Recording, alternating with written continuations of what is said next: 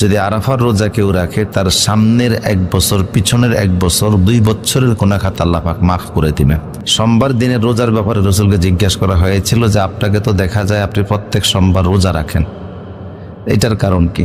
তো রাসূল সাল্লাল্লাহু আলাইহি ওয়াসাল্লাম বললেন যে যাকা ইয়াউমু উলিদতু, আরে সোমবার তো এমন দিন যেদিন আমি জন্ম লাভ করেছি। কি লাভ করেছে? জন্ম লাভ করেছে, নবুয়াত দান করেছেন।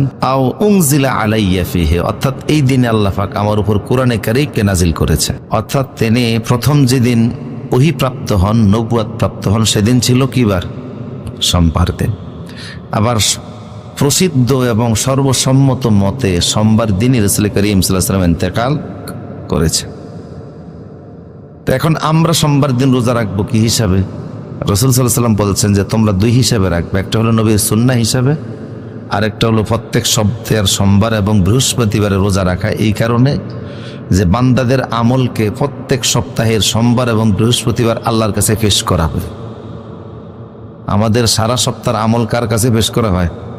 আল্লাহ সবাই জানে, তারপরে আনুষ্ঠানিকভাবে আমাদের আমলগুলি আল্লাহর কাছে পেশ করা হয়।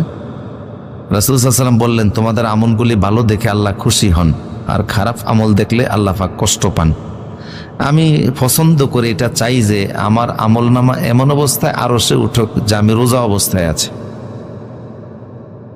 তাহলে এই আশুরার দিনে রোজা রাখা এবং 1 বছরের গুনাহ মাফ হয়ে যাওয়া, এই হাদিস এখনো বলবৎ আছে। এই জন্য এটা যদিও নফল রোজা, কিন্তু এটার গুরুত্ব অনেক বেশি, রাখা উচিত।